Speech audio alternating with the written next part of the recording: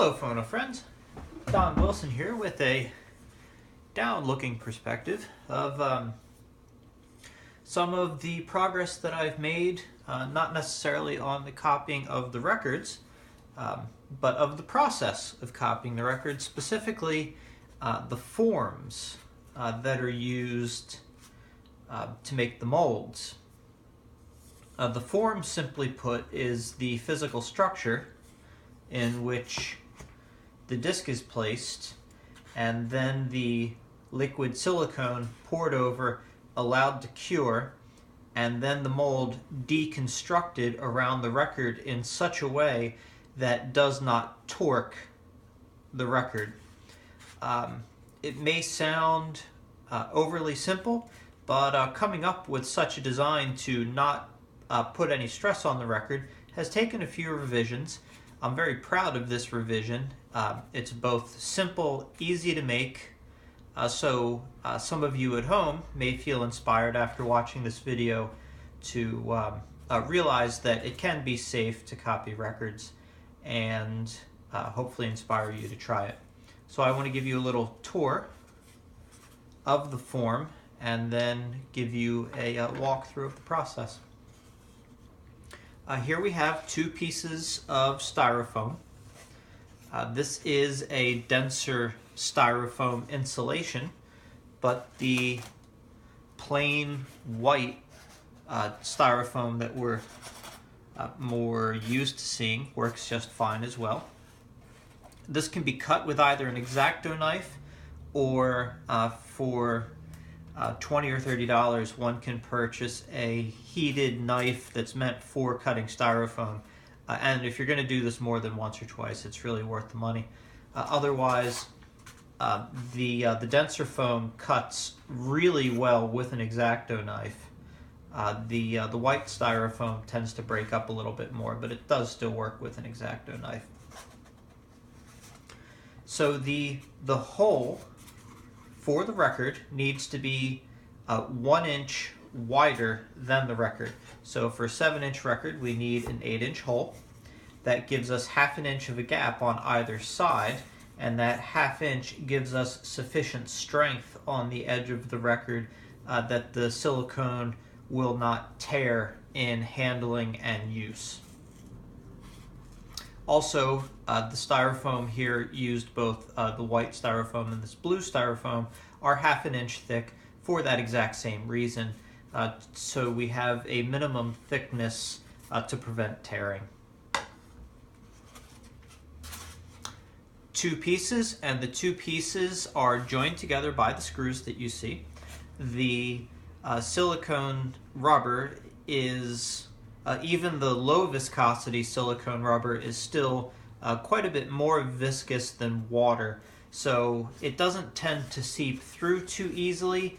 It is, however, a good idea to have some extra screws on hand, so if when pouring in the silicone that leakage does occur, that those screws can be put in. Having some soft clay to jam in any hole is also a good idea. This silicone typically sets in 15 or 20 minutes, and if it's a slow leak, that's usually not such a big deal because it'll plug itself up as it cures. But back to the design, you'll notice here that you can see the plastic wrap. There is plastic wrap all the way around the bottom piece of styrofoam, and you probably can't see it. Maybe with the lighting you can. The little pieces of Scotch tape or office tape that's just to keep this plastic wrap taut to minimize the amount of wrinkling that occurs on it, to help everything sit as flat as possible. The process for copying a record is the same, whether or not it's 7, 8, or 10 inch. And that's simply to have the form cut, wrap the other side with plastic wrap, try to get as many of the wrinkles out as possible, lay the two together, hold them down, and then to put in, I've had good luck with 6 screws, more is better. Place in the record, follow the manufacturer's instructions for mixing the silicone. The two ways that I've found work best is to either mix it in a bucket and then put it in a degassing chamber, although many of you watching this probably don't have the luxury of a degassing chamber. So using a Ziploc bag, squeezing all the air out, sealing it, and then kneading it like bread dough, I suppose, until the color is consistent throughout the bag. That's a good way to do it because it minimizes the amount of air that gets mixed in to the liquid silicone. At that point, as with pouring any liquid, if you pour a wide, thin stream, air bubbles will tend to elongate and break before they hit the surface. And then any small air bubbles that are left will work their way up. But anytime with pouring silicone, as with any high viscosity fluid, a wide, thin stream pouring slowly is the best way to do it. So let's say that you've gone that far and that now you have, this is a solid block of silicone, either a 7-inch or a 10-inch disc. What you've got is something like this. And this is the exact same form as the one we saw just a moment ago, except I've taken the screws out already, and now it's ready to just come apart all on its own. So this is literally just pulling right off.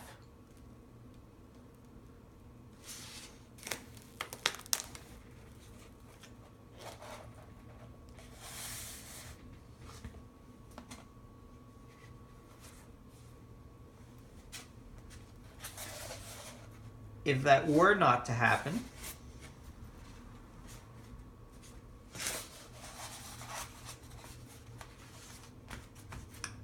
the nice thing about this design is that it's very flexible. No pun intended, I suppose. But the idea is that if anything is to go in such a way that we're not expecting, that this easily comes apart.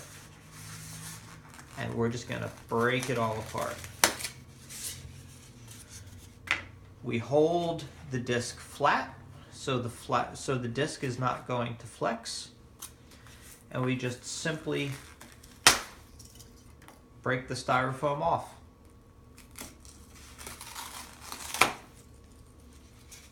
Just like that.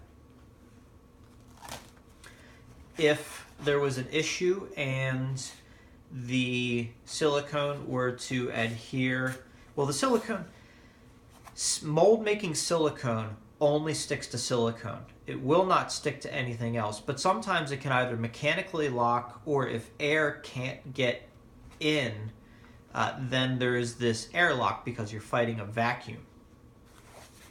But in that case,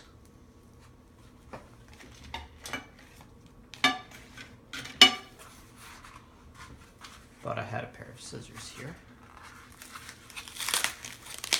We're just going to tear this plastic wrap off.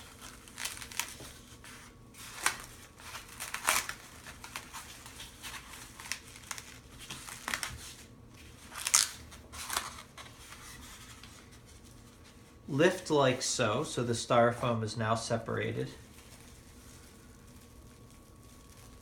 The plastic wrap peels off, and we are left with the record inside the silicone. I'll save the cleanup for later.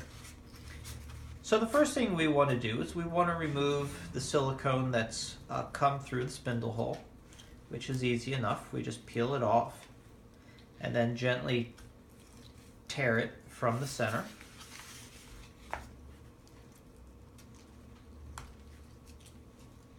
These really thin, this is probably a millimeter, maybe even less thick. It's not strong, it just tears right off.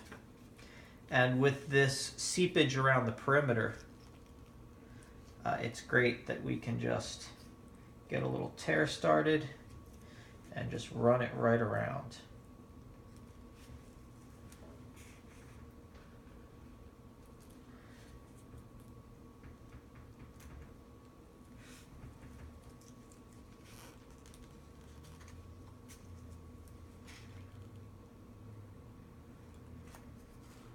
Just using a thumbnail, comes right off. So now the edge is mostly clean. For the sake of brevity, I'll finish up the rest of the cleanup with a pair of cuticle scissors. Cuticle scissors are great because you can usually find them at the drugstore, and they have a curve to them, so they're real nice for cutting a curved surface. When cutting lots of round things, it's a good idea to have round scissors, I suppose. Okay, so now this is the part that that may intimidate some, and it's getting the rubber mold off of the original record. In this case, we have an original 1897 Berliner, which is an exceptionally clean one, but there's while one should always be careful in handling them, it's rather straightforward. If one is confident, you can simply peel, get it started, and then just gently work around the perimeter to the spindle hole. If one is a little more conservative, then what you can also do is lay it flat and keeping your hand on it,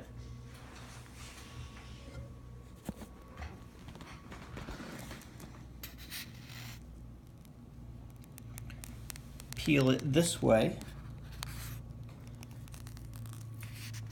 and turn and lift while keeping one hand to ensure that the record stays flat.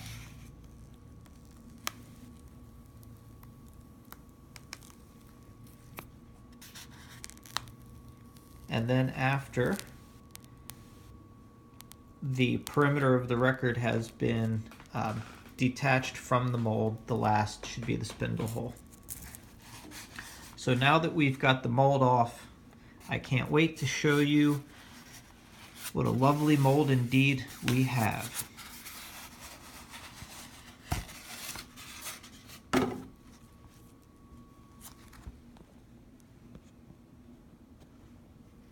The light in here is pretty nice, so you can see it is a negative image, so everything is backwards. But if we look at the detail of the record, and I'll hold this up so you can see the grooves a little bit. See if we can zoom in. Look at that detail. Beautiful. It's absolutely identical to the original. We'll look at that one. A Day in a Country School by George Graham, Washington, D.C., March 8th, 1897.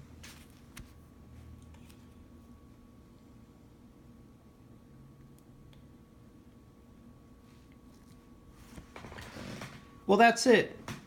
We've done it. A little bit of edge cleanup around here.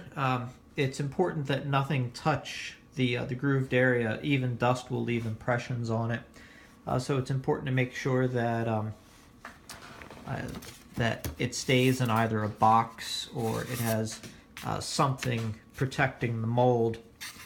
It is really easy for indentations to form. So that's it. Take care of the mold. Keep it in a temperature stable environment, and the silicone will last. Tin cured silicone has a library life of 5 years, and platinum silicone has a library life of at least 20. So these molds can make copies for a long time to come. Thanks for watching. If you have any ideas for improvements, I hope that you'll comment below and keep in touch.